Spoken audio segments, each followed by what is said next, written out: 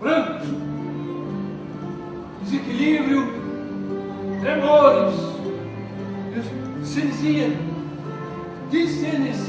bradycinesia, mania, paralisia, degenerativa, progressiva e regressiva, degenerativa, progressiva e regressiva, degenerativa, progressiva e regressiva, degenerativa, progressiva e regressiva. Às vezes, para se dar 2 passos, é preciso pensar qual pé vai primeiro.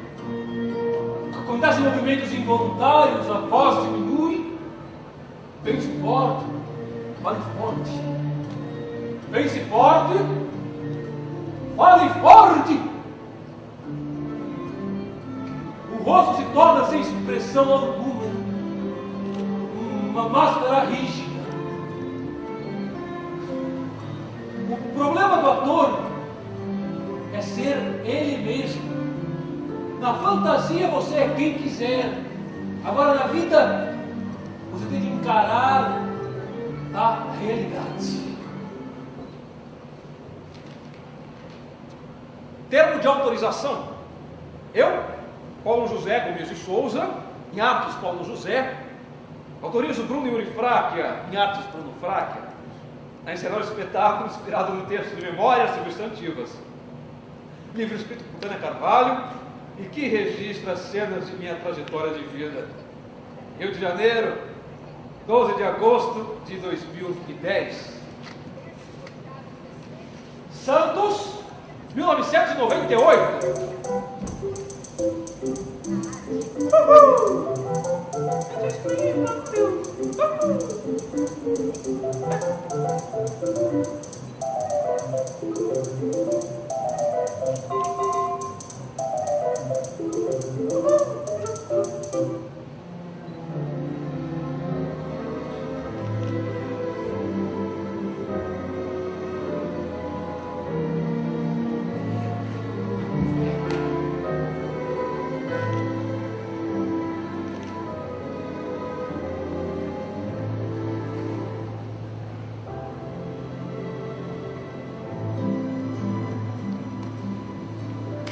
Ô mãe! Mãe, o Orestes contou para Helena. Ele falou: Helena, eu li seu diário. O Marcelino é filho da Maria Eduarda. Ele é seu filho. Crianças. Bagé, 1946. Crianças.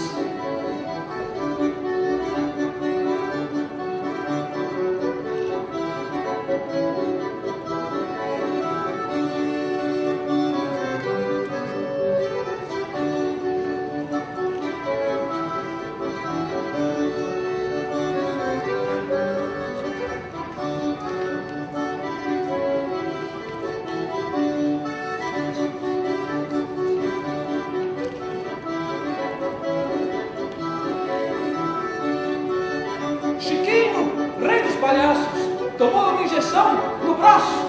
Nessa não for profunda, vai tomar uma injeção na butina.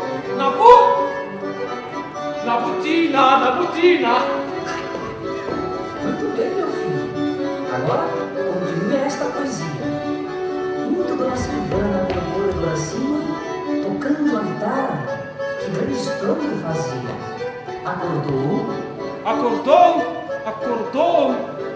Acordou seu pai da cama, do sono que ele dormia. Que tens tu, Dona Silvana? Que tens tu, ó, filha minha? Maravilhoso. Aprendeste muito bem, menino desinquieto. Mas preste atenção, Paulo. Esta mesma aplicação que tu tens para desenvolver tua cultura, tu e teus irmãos vão empregar nos estudos. Compreendeste?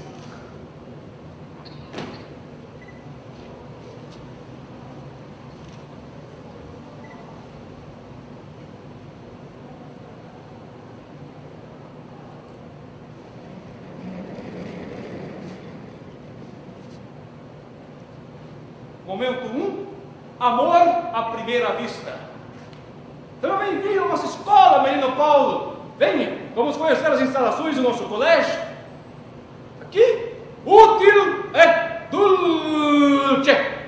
A inscrição do pórtico da Boca de Seno no nosso teatro. O teatro? O teatro?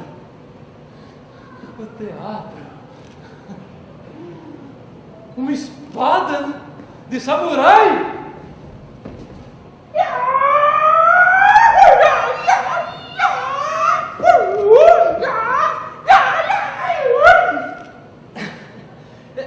No primeiro contato com o espaço teatral, a plena e imediata identificação. Também antes disso, brincando com os irmãos, já fazia teatro.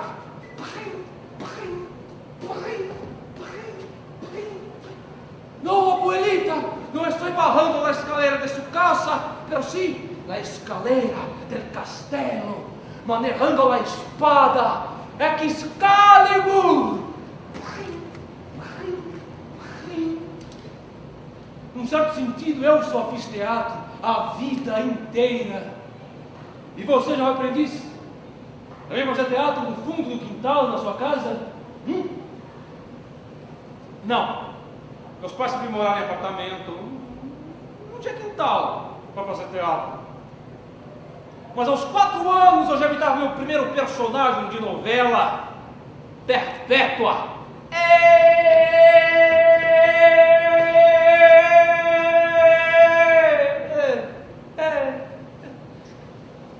O ator é como uma criança que brinca, não tem caráter nenhum. Mas não é verdade, o ator é mesmo como uma criança que brinca, ele não tem caráter nenhum. Meninas e meninos, vamos ao primeiro ensaio de Marco, o pescador.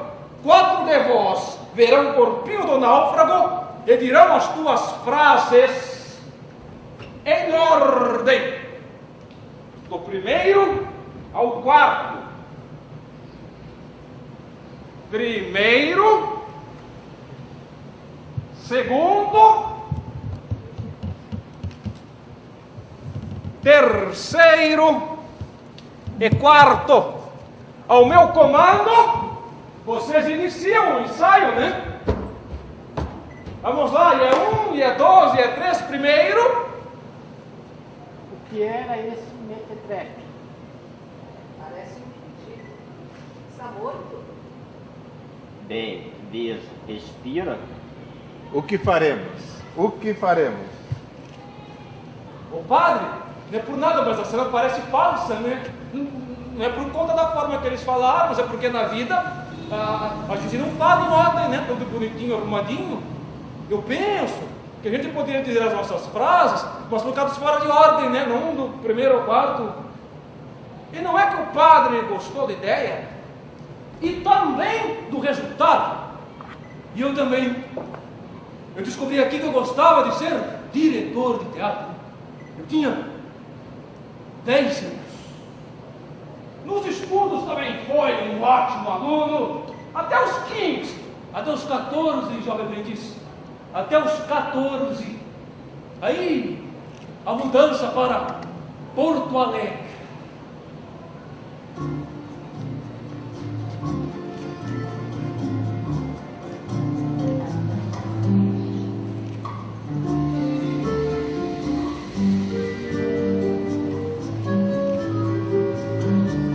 Eu não quero mais ser estudioso. Eu não quero mais ser só um bom aluno, né? O que eu quero? O que eu quero?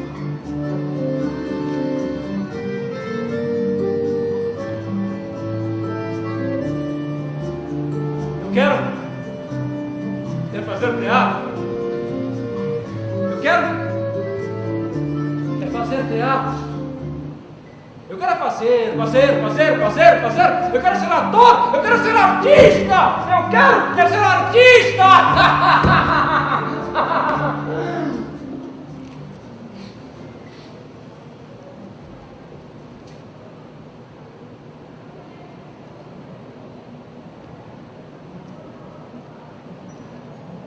Paulo, eu e tua mãe já decidimos. Tu serás médico. Paulo, eu e tua mãe já decidimos, tu serás médico. Tu serás médico. Eu não quero ser médico. Eu quero ser ator. Eu quero ser artista. Mas antes a gente precisa dar uma satisfação aos pais. Né? Precisa tomar um rumo na vida, fazer alguma coisa que nos dê alguma segurança. Né? Então, ao vestibular, né?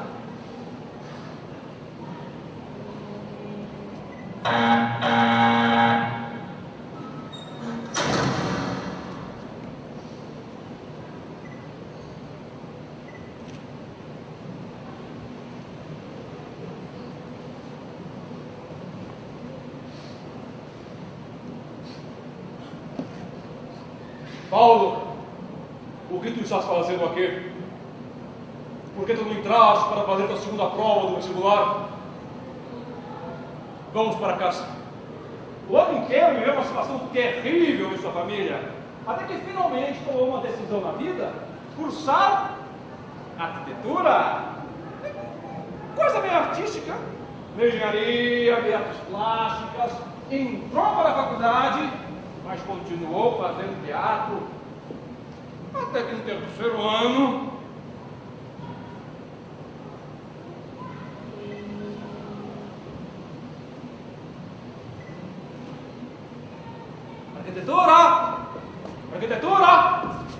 arquitetura.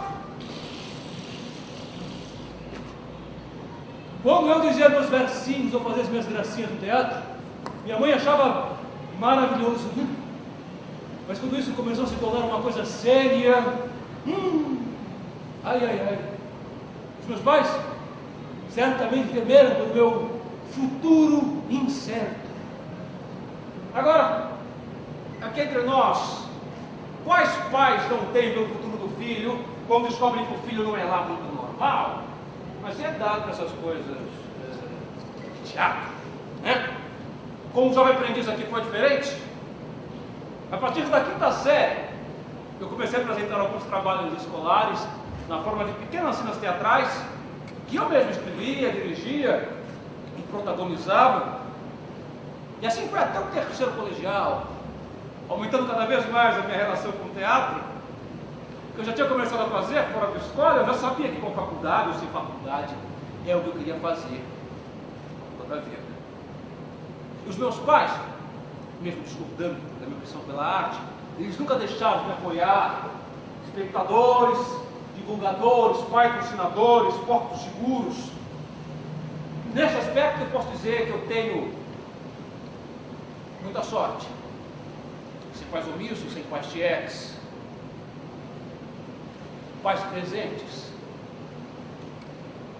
Algumas histórias, uma declaração.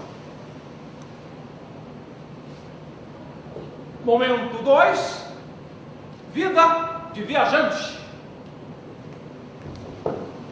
Pois é, peraí, o pessoal da prefeitura acabou de sair daqui do teatro, né? Sabe o preservador da Praça da República?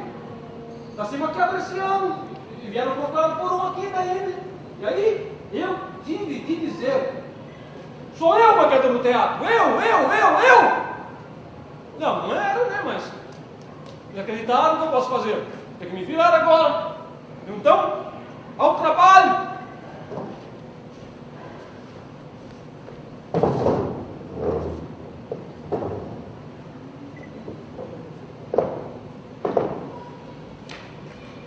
A Bujana, o preceito, ficou trilegal, né? Ganhou o primeiro dinheiro com o teatro. O que foi, Abu?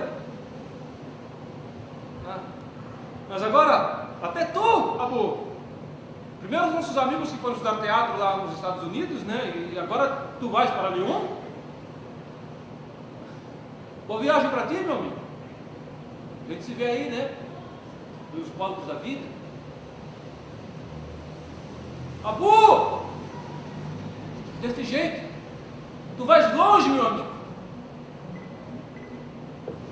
Agora eu. E agora, José? Você que é sem nome, você que é sem rumo. Já sei! Vou pedir uma bolsa também, né? À la France, ao Teatro Nacional Populaire, o TNP. Jean Villard. Eu quero ser igual a Jean Villard. Bonjour, monsieur Jean Villard. Je m'appelle Paulo José. Enchanté. Nesse momento, o pai do artista chamou para uma conversa muito séria.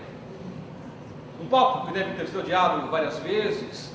Ele estava brigado com os pais, embora continuasse vivendo na mesma casa.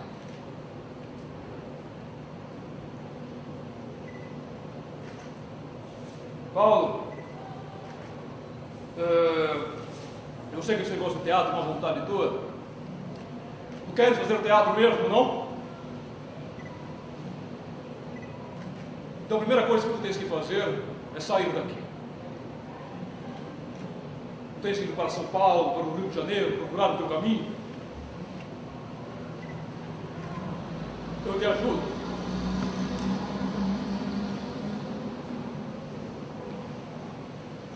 O pai não disse mais nada. Os olhos marejados. Foi uma revelação. Uma despedida. Logo depois, o Teatro de Arena esteve em Porto Alegre, precisando completar o elenco da peça Revolução na América do Sul.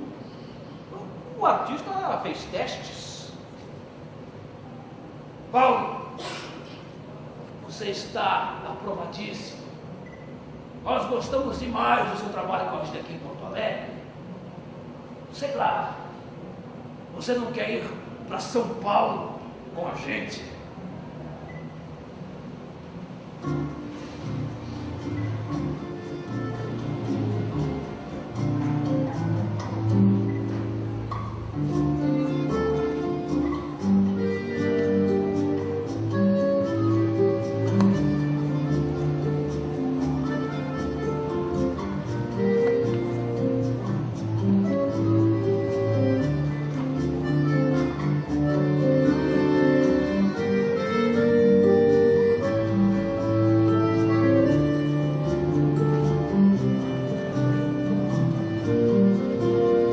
Vai, Paulo. Vai ser hoje na vida.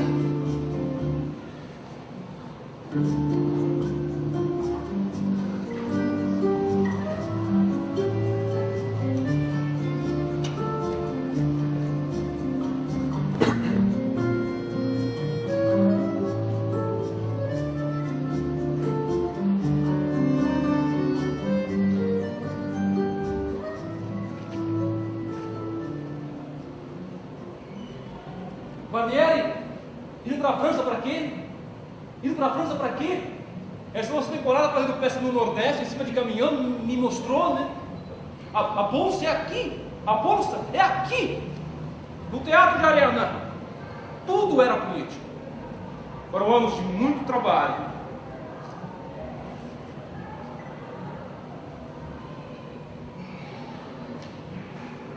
Até golpe militar, fechar o teatro.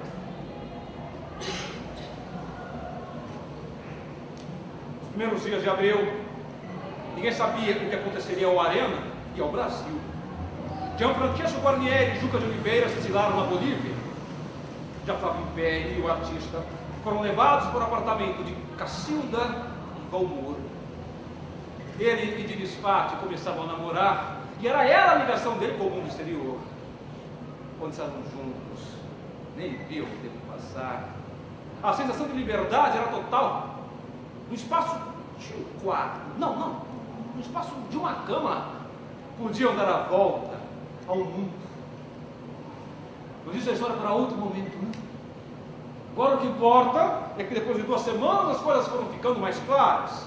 Não era uma ameaça aos golpistas. Voltaram para suas casas, reabriram o teatro, mas não tinham o que apresentar. Na falta de repertório, decidiram fazer musicais. Os movimentos por democracia começaram a crescer, e os teatros se tornaram os principais centros de resistência ao golpe. E nesse período, o artista começou a fazer muito cinema, mas não por muito tempo. O presidente da República Federativa do Brasil, ouvido o Conselho de Segurança Nacional, considerando que a Revolução Brasileira de 31 de março de 1964 teve fundamentos e propósitos que visavam dar ao país um regime que assegurasse autêntica ordem democrática, baseada na liberdade, no respeito à dignidade da pessoa humana, no combate à subversão e às ideologias contrárias às tradições do nosso povo, resolve editar o seguinte: Ato Institucional número 5.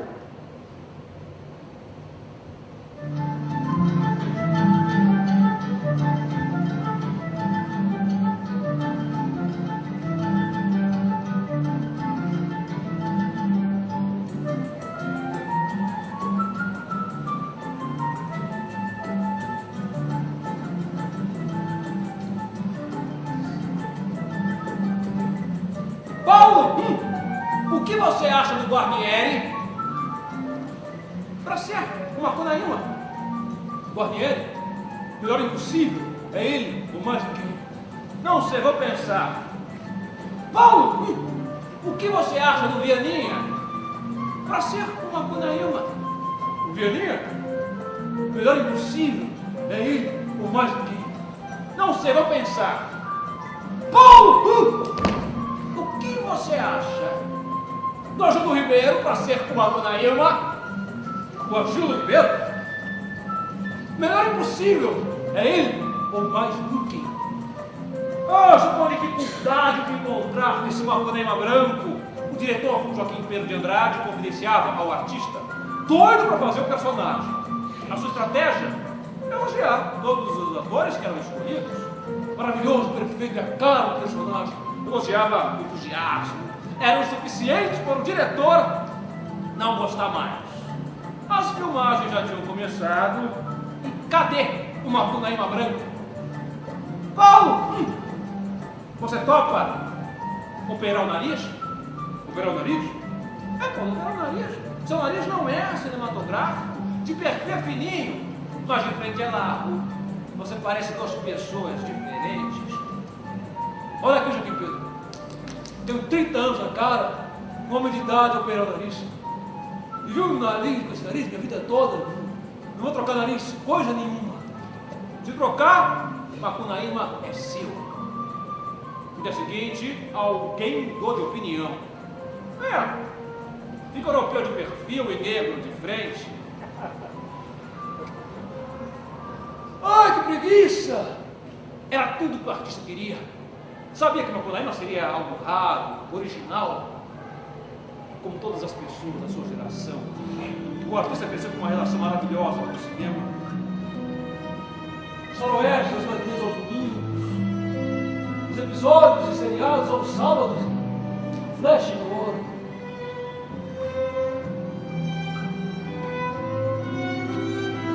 Silvana Mangano, o meu primeiro grande tesão no cinema. Mas apesar de uma relação emocional que estimulava as minhas mais misteriosas fantasias, jamais havia passado pela minha cabeça ser ator de cinema. Até que o Joaquim Pedro de Andrade convidou o Fauzi Arap, seu colega do Teatro de Arena, para filmar O Padre e a Moça. O artista ficou mordido de inveja. Mas como é que quando estavam para começar as filmagens, o protagonista pegou hepatite? Ficaram sem o padre. Começou a maior correria, até que a esposa do Joaquim Pedro lembrou do artista na peça A Mandrágora. E assim, lá foi ele estrear no cinema. Só então, realmente se sentiu ator. O teatro, sempre ocupado com outras atividades, mas quando chegou ao cinema, surpresa, a única coisa que esperavam dele é que ele atuasse. E essa exclusividade de função é que o permitiu aprofundar o que é o trabalho do intérprete. Fazer cinema no Brasil nos anos 60 era uma grande aventura. O diretor tinha todo o controle da obra nas mãos, fazia aula do cinema brasileiro, 80 filmes por ano. Mas ao final desta década, Macunaíma viria anunciar os anos de ferro que se seguiriam. Ao final do filme, sangue tingiu um rio de vermelho. Morria Macunaíma. Junto com ele, todo o cinema novo. Depois mais 5, houve uma computação de talentos para a televisão. As temáticas experimentadas no teatro, no cinema, foram transferidas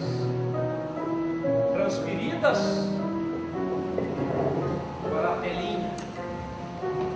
O Brasil começava a se ver na TV. Exterminado o teatro de grupo, assassinado o cinema de autor, teve início o desenvolvimento de uma produção televisiva única no mundo e que garantiria a sobrevivência de praticamente toda uma classe. Rumo, estrada turva, sou despedida, por entre lenços brancos de partida, em cada curva, sem ter você, vou mais só.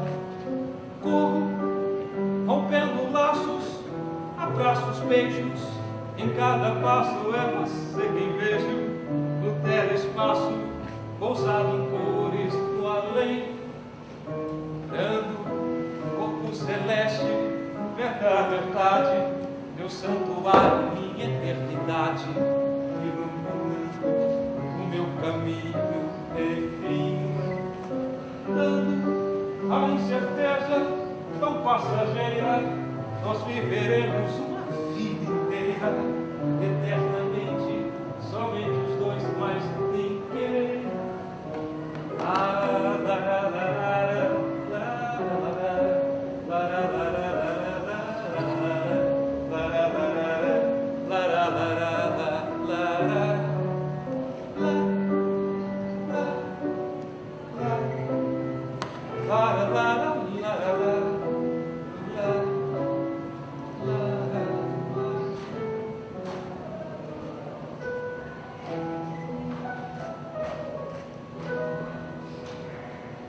Véu de Noiva, a estreia do artista como ator de televisão e também como diretor. Paulo, dirijo a você. Palavras ditas a mim por Daniel Filho, o diretor-geral da novela. Ciente da minha intimidade com a direção teatral e com o cinema, ele me propôs esse desafio.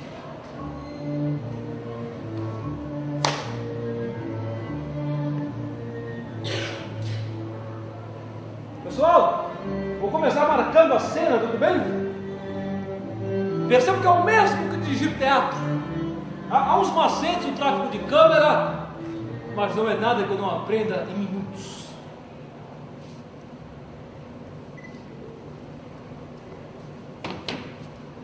Estamos apresentando Momento 4, Sonho de um Aprendiz, Ofício de um Artista.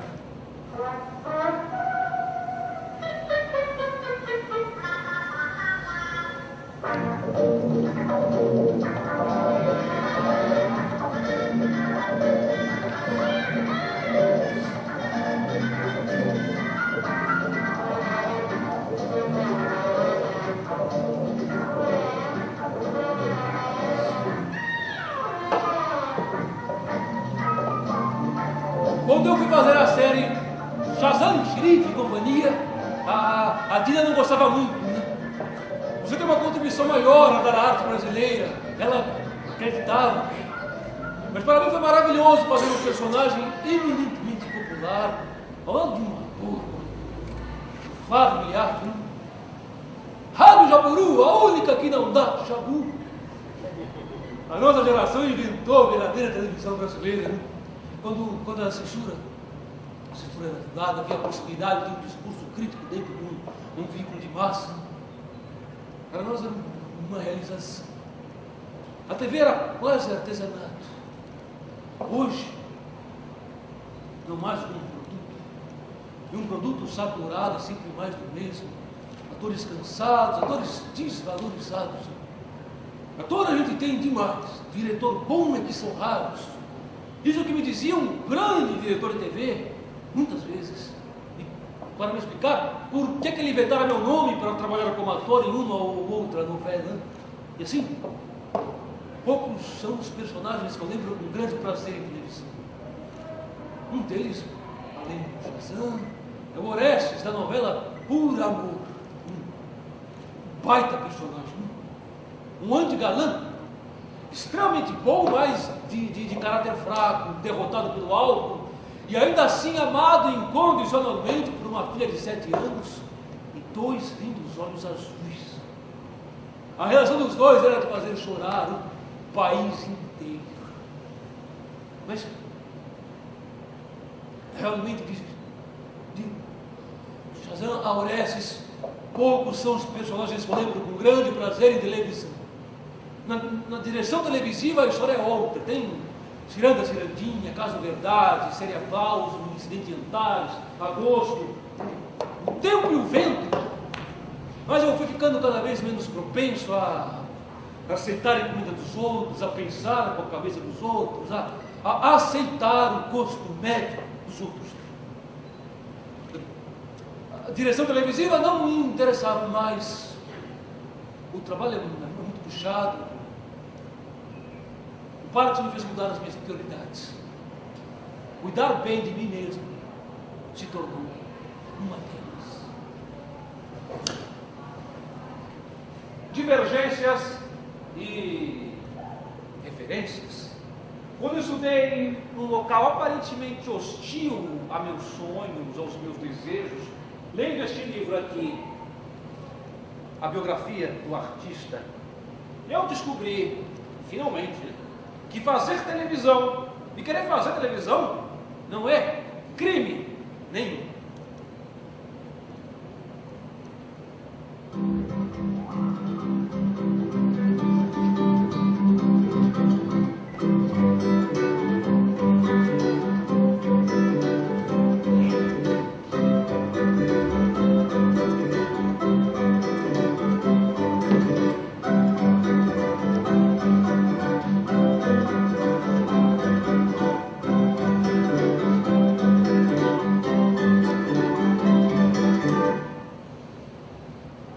Chegando em São Paulo, o artista teve várias namoradas, mas foi com a mãe de suas 3 filhas que a coisa pegou fogo.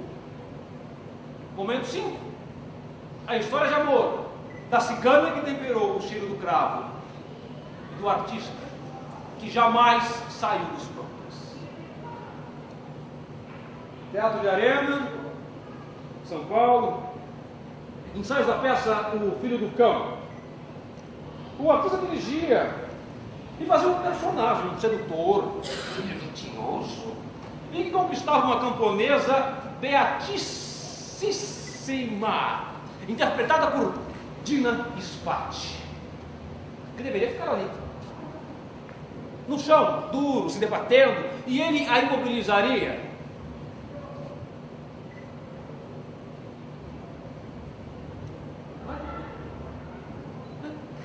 Ela faz um esforço danado para se libertar dele, e ele aprisionando, a retendo, né? É a marcação da cena. Mas realmente, numa bela noite de ensaio, eu a agarro no meio da arena, né? Eu subo em cima dela e a gente se abraça que nem loucos. E nesse contato dos nossos corpos, a Dina começou a sentir um fogo estranho, um desejo de que esse corpo a corpo se eternizasse. E eu, por minha vez, comecei a sentir um calor, um derretimento nas vísceras, um tesão, mas misturado a uma coisa terna, amorosa. Esquecemos o texto, esquecemos as pessoas, esquecemos as marcas, esquecemos tudo. O ensaio parou.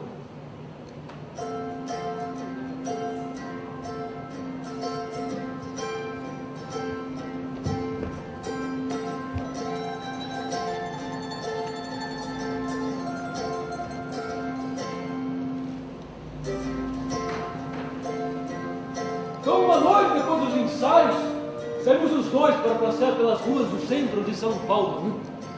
E nós conversamos muito sobre os nossos trabalhos, sobre a situação política do Brasil, e eu filosofei um bocado sobre a Revolução Chinesa.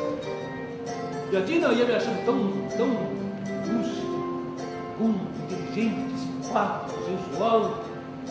E aquela imagem do nosso corpo a corpo não saindo das nossas cabeças.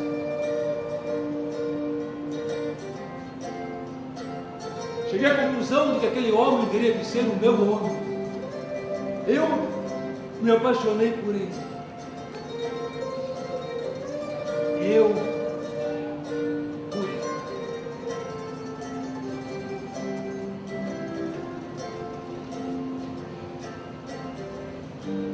Então o artista começou a levá-la para a casa dela após os ensaios, a pé. 7 quilômetros de caminhar, lado a lado. 7 quilômetros nada, de 7 metros. O prazer que eu tinha em conversar com ela era excepcional. Então ela foi ficando cada vez mais na minha casa, porque na casa dela eu não podia, por causa dos pais. O problema se agravava, porque a Dina era judia, eu não. A coisa foi ficando séria, até que os pais dela finalmente me aceitaram. Eles viram que havia ali uma história de amor.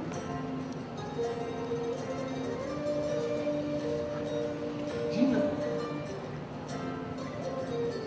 você aceita se casar comigo? Os primeiros 10 anos foram maravilhosos. Não os esqueço jamais. Nossa lua de mel foi em Veneza. Foi lá entre curvas e canais que foi concebida a nossa primeira filha, Isabel. Depois de Isabel vieram Ana e Clara, 3 das mulheres da minha vida. Na volta ao Brasil, eles foram trabalhar na televisão e logo se tornaram um casal de sucesso. Sucesso de público, sucesso de crítica, sucesso de bilheteria. Mas o sucesso na TV tem um preço. É o sistema de produção, a imprensa que vive das grandes fofocas, um dos grandes amores. Toda essa pressão midiática da opinião pública fizeram com que eles, de certa forma, passassem a agir como as pessoas esperavam que eles agissem. Foi então que a relação começou a esgarçar, pouco a pouco. Nós éramos um casal, esse sentimento era nosso, mas a imagem de casal 20 foi falsificando tudo e ia se tornando algo cada vez mais distante da nossa realidade afetiva. A vida foi sendo adiada, sem nos darmos conta de que perdíamos o irrecuperável. Já separados, mas não publicamente, ele foi para São Paulo dirigir uma peça. Na estreia, queria tanto que ela estivesse ao lado dele, como em tantas outras oportunidades. Eu a convidei. Ela não veio. Ela não. Naquela mesma noite, eu comecei a namorar a Beth Caruso. Uma relação intensa. Mas logo depois eu e a Dina, nós retomamos o nosso casamento. E eu continuei minha relação com a Beth. E por mais doloroso que seja admitir isso, até hoje, era algo bastante agradável para mim. Da relação dele com Beth Caruso, nasceu seu único filho homem, Paulo Henrique. Depois do nascimento de Paulo Henrique, a separação definitiva do casal, e as pessoas não perdoavam essa separação, ele serviu de exemplo. Mas, vida que segue, eles seguiram suas vidas.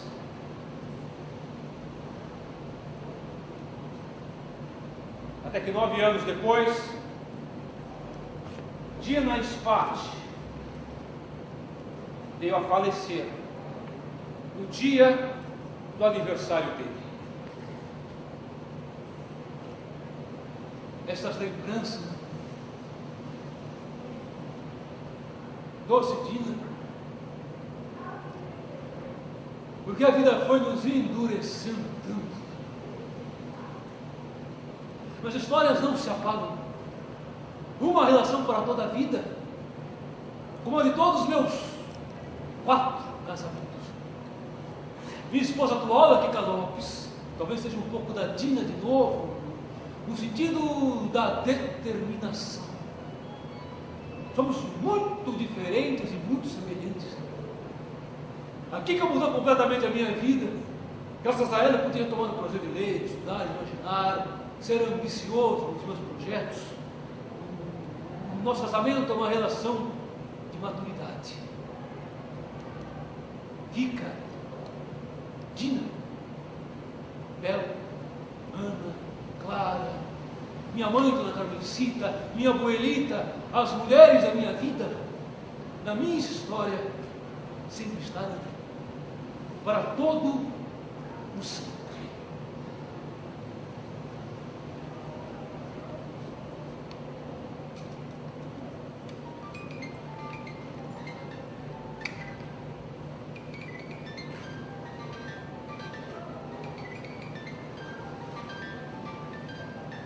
Algumas histórias também são lembranças. Os nossos retornos para casa, ao lado da mulher amada, após os nossos ensaios, as horas do escritório, as horas na faculdade. Desde que conheço a história de Paulo e Dina, eu sempre lembro daquela que hoje também não vê. Mas em algum lugar ela está, jovem aprendiz. Sempre.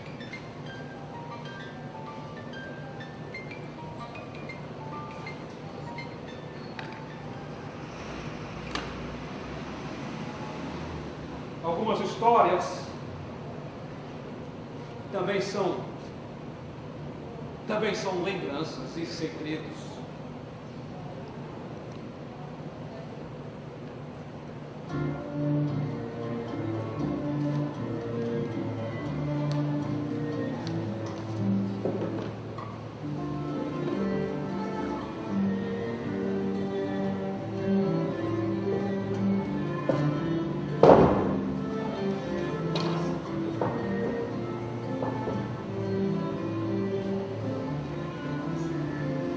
Momento 6, por toda a vida.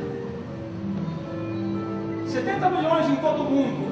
A dona de casa, o engenheiro químico, a funcionária pública, o professor universitário, a mãe, o pai, Michael, Mohamed, Catherine, Rita, Christopher, Carmelita, Rose, Djavan, Ivonete, Yasser, Antônio, Bergamo, Domingos, Fernando, João Paulo, Sebastião, Gil, João Paulo,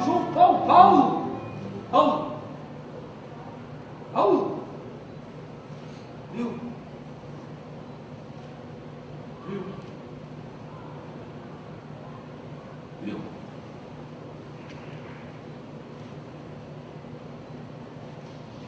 O Parkinson, por exemplo, não fazer um programa, você decide, especial, 36 horas dentro da ilha de edição.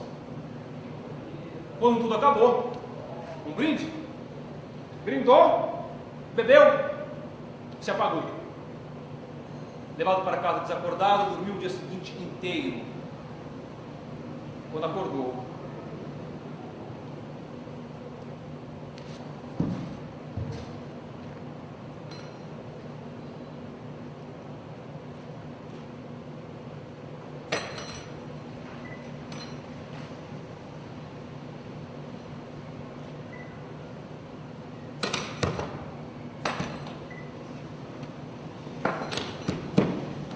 não conseguia pegar o garfo. Fui ao neurologista.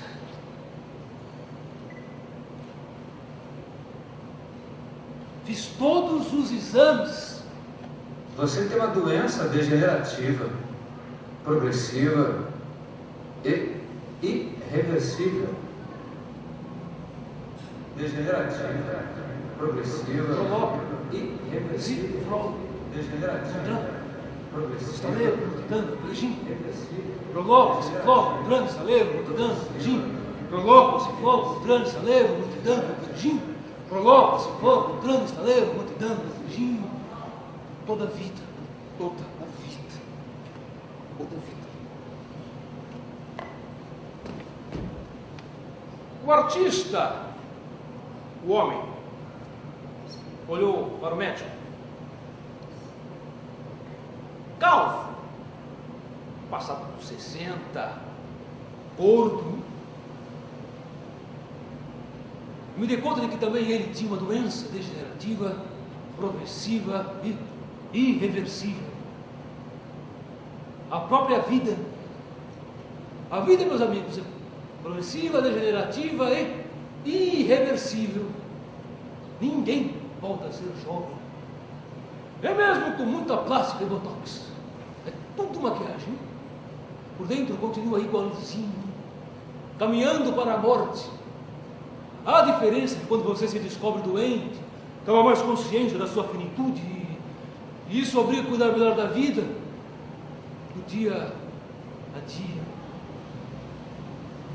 No final dos anos 90, por conta do Parkinson, retomada aos palcos, impossível, assim ele acreditava. Até que, em 2000, houve um convite para a direção da peça A Controvérsia.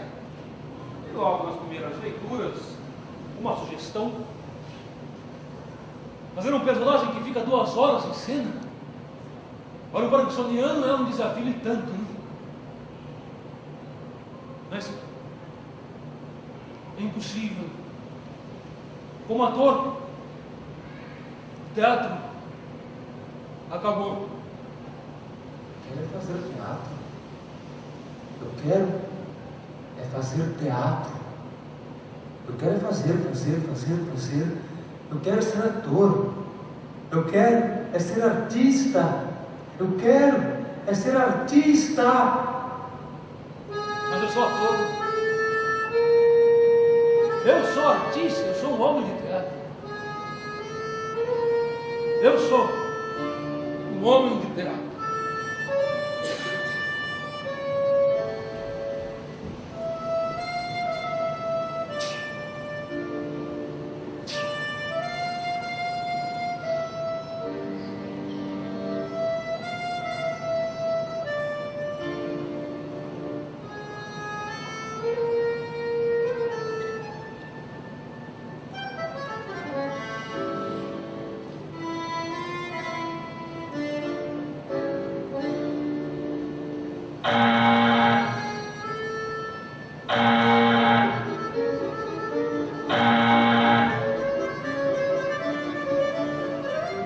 Meus caros irmãos, o Santo Padre para cá me enviou para que decidamos de uma vez por todas: esses indígenas são seres humanos, eles têm alma. Apesar da dificuldade da falha de movimento no dia a dia, quando entrava em cena, o ator não tinha Parkinson. O olhar não estava perdido, o rosto não estava paralisado e a mente não estava bloqueada. Então eu falava para um teatro inteiro. Era um prazer enorme estar em cena. Isso me levou que o palco era um espaço que eu não podia abandonar. Também eu, há alguns anos, tive um afastamento dos palcos por questões médicas. Um acidente automobilístico e a crença na impossibilidade da volta. Dúvidas médicas. Retorno da aptidão para estudo e memorização. Silêncio. Voz pela metade. Perda definitiva e irreversível do olfato. Expressão estática. A cortina se fecha. Ah, desculpa, é muito para baixo, para final de peça esse texto, né? Me desculpe, porque o que interessa mesmo não é que a cortina se fechou, mas é que assim como para o artista, também para mim, ela voltou a se abrir. Contrário às expectativas médicas, em 6 meses, o prazer do retorno aos palcos, a sensação da plenitude em cena, uma das experiências mais lindas da minha vida.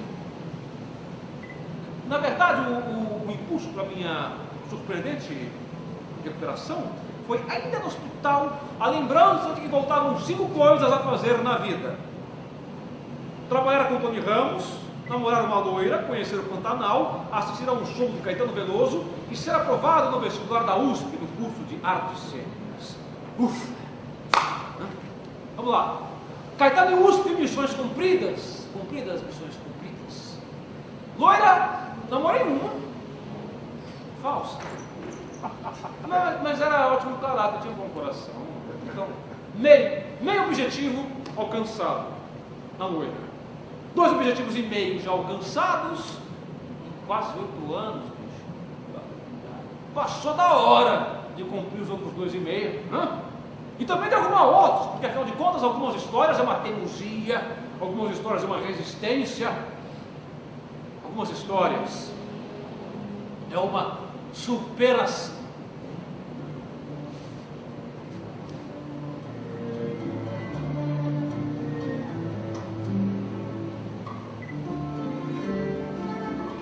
Quando portas se fecham, outras se abrem.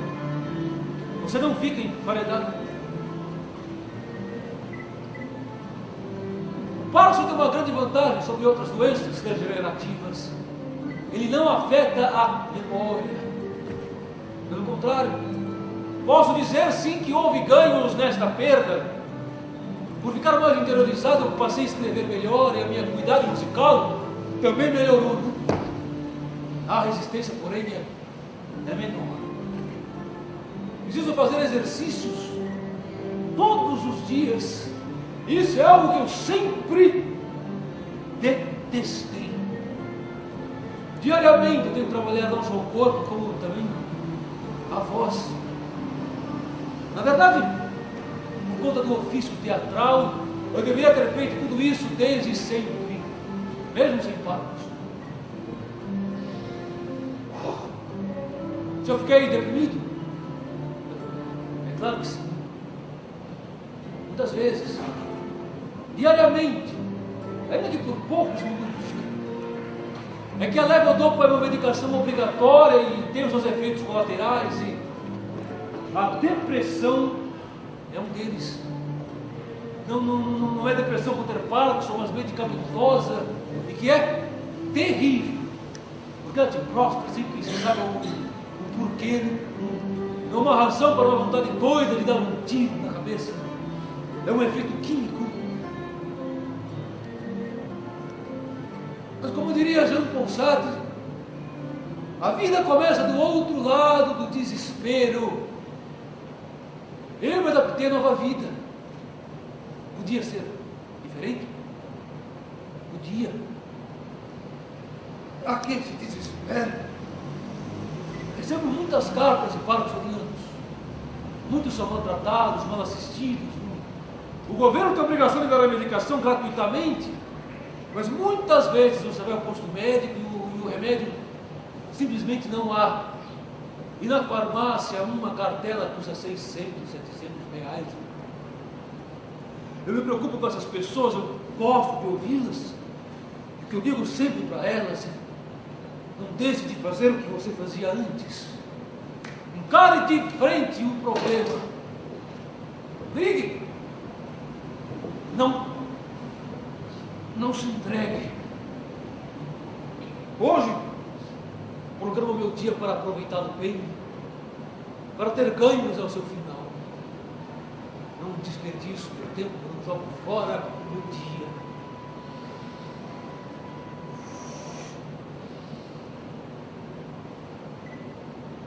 Eu não acredito em Deus, mas o padre Antônio Vieira escreveu um negócio que me comove a vez, que é mais ou menos o seguinte: aqueles a quem Deus fez mudos, os fez igualmente surdos, porque se ouvissem e não pudessem falar, arrebentariam de dor. Eu ouço, então eu preciso falar. Daí o meu empenho em resistir às imposições do Parkinson, terapias, remédios, aulas de ginástica, Nada me incomoda tanto se eu receber como contrapartida a graça de permanecer ativo, de continuar me expressando.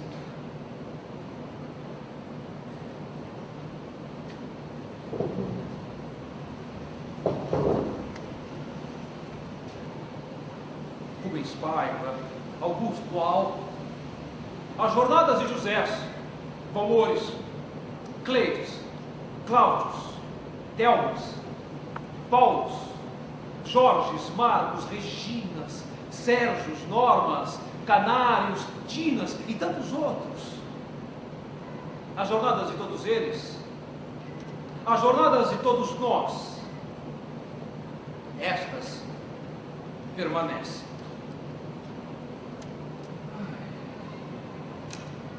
E agora, Paulo José,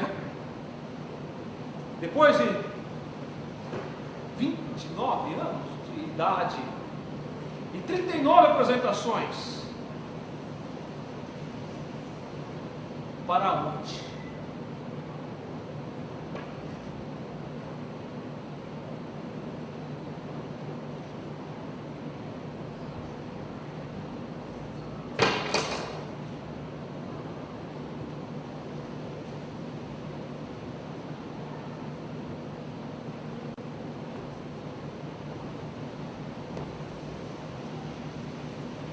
Amigos, não hay camino, se hace camino al andar.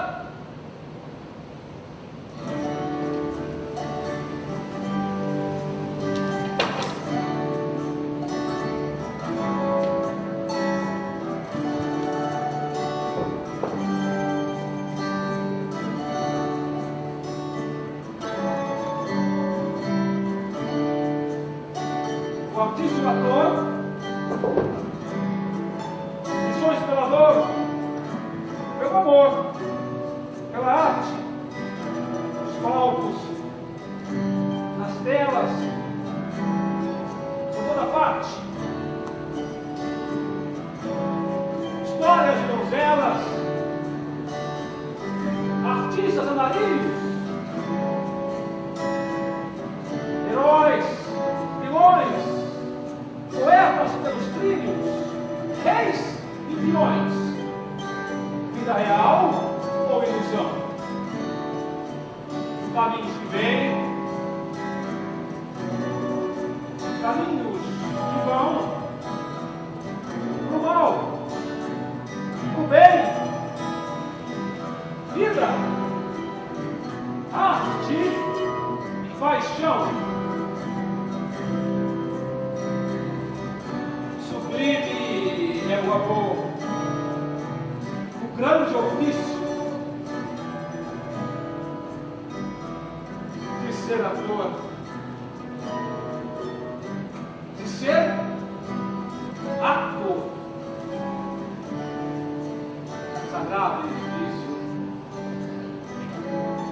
por toda uma vida, um compromisso.